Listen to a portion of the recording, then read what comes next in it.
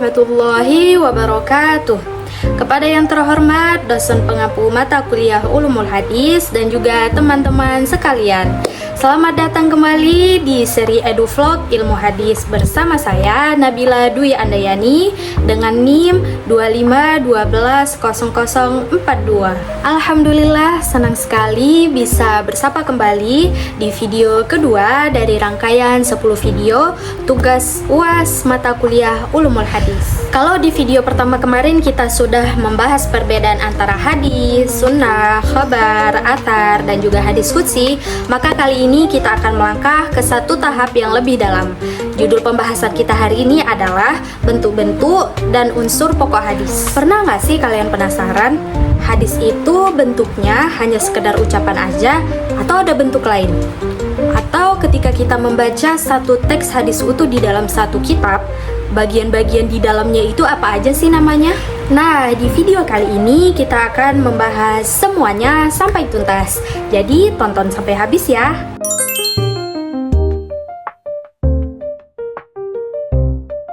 Kita masuk ke pembahasan yang pertama, yaitu bentuk-bentuk hadis. Seperti yang sudah pernah kita singgung sebelumnya di video yang pertama, bahwa hadis itu nggak melulu soal perkataan Nabi Muhammad. Para ulama mengelompokkan bentuk hadis ke dalam beberapa jenis utama berdasarkan bagaimana hadis tersebut bersumber dari Nabi. Bentuk yang pertama adalah hadis qauliyah, yaitu hadis yang murni berupa perkataan, ucapan, ataupun sabda Rasulullah Shallallahu Alaihi Wasallam dalam berbagai kesempatan. Ini adalah salah satu bentuk hadis yang paling sering kita temui. Salah satu contohnya adalah sabda Nabi, menuntut ilmu itu wajib bagi setiap muslim. Hadis riwayat Ibnu Majah.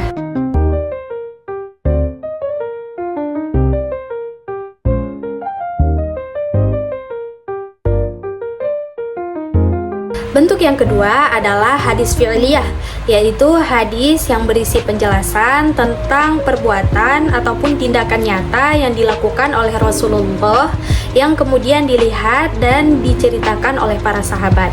Contohnya adalah tata cara sholat ataupun tata cara ibadah haji. Sahabat merekam bagaimana Nabi sholat, lalu Nabi bersabda, "Sholatlah kalian sebagaimana kalian melihat aku sholat." Tata cara sholat Nabi itulah yang menjadi hadis fi'liyah.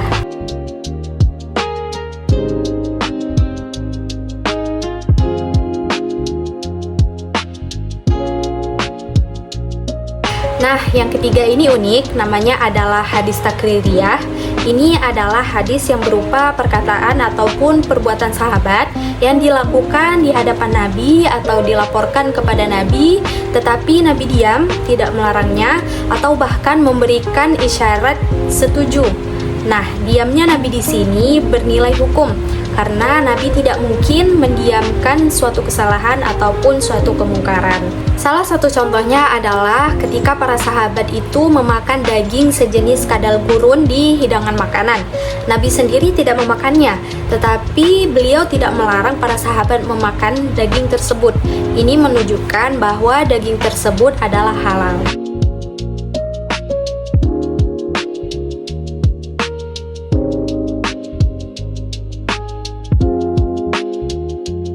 Bentuk yang terakhir adalah hadis sifatiyah, yaitu hadis yang menggambarkan sifat fisik, postur tubuh, serta keagungan, akhlak, dan juga kepribadian Rasulullah Shallallahu Alaihi Wasallam. Salah satu contohnya adalah riwayat dari para sahabat yang menggambarkan bahwa Rasulullah itu memiliki wajah yang bercahaya bagai bulan purnama, rambut yang bergelombang, serta beliau adalah orang yang paling dermawan serta pemberani.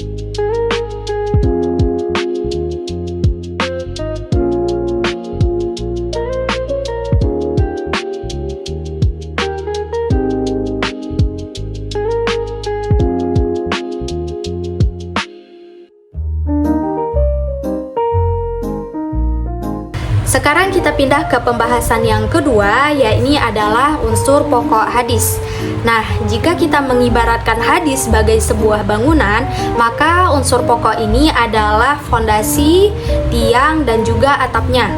Sebuah laporan baru bisa diterima sebagai hadis secara utuh jika memiliki 3 unsur pokok ini. Mari kita bedah. Unsur yang pertama adalah sanad. Secara bahasa, sanad itu artinya adalah sandaran atau tempat bersandar.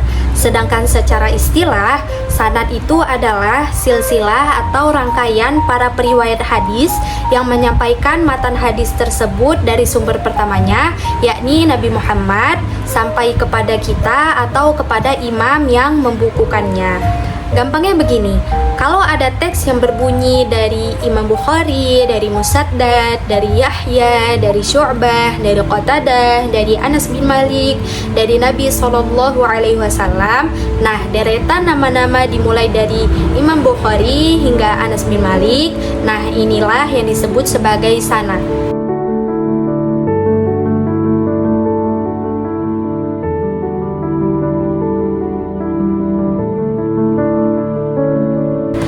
Unsur yang kedua adalah matan. Secara bahasa, matan itu artinya adalah tanah yang keras dan tinggi. Namun secara istilah ilmu hadis, matan itu adalah redaksi kalimat atau isi teks berita dari hadis itu sendiri yang terletak di ujung sanad. Gampangnya, matan itu adalah pesan atau isi perkataan dan perbuatan Nabi. Misalnya kalimat yang berbunyi, tidak sempurna iman salah seorang di antara kalian hingga ia mencintai saudaranya seperti ia mencintai dirinya sendiri. Nah, teks kalimat di sini disebut sebagai matan.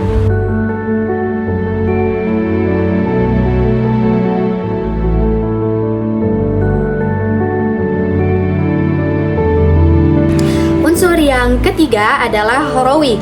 Rawi adalah orang yang menerima hadis, mengumpulkannya, lalu membukukannya ke dalam sebuah kitab hadis.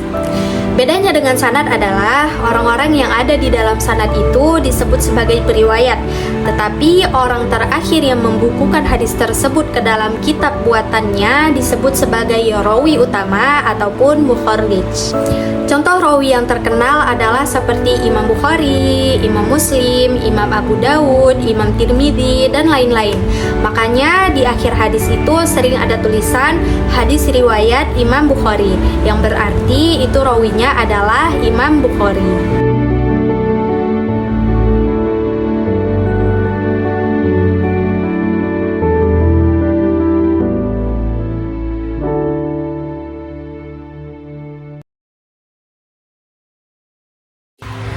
Wah, nggak terasa kita sudah ada di penghujung video kedua nih teman-teman. Jadi kesimpulan eduvlog kita hari ini adalah yang pertama, bahwa hadis itu ragamnya ada banyak. Ada yang berupa perkataan atau qauliyah, ada yang berupa perbuatan atau fi'liyah, ada yang berupa ketetapan atau takririyah, dan terakhir ada yang berupa sifat atau sifatiyah. Kemudian kesimpulan yang kedua adalah bahwa struktur anatomi hadis itu wajib terdiri atas sanad, matan, dan juga rawi. Dengan memahami bentuk dan unsur pokok hadis ini, kita jadi tahu bahwa para ulama terdahulu itu sangat ketat dan ilmiah dalam menjaga keaslian agama ini.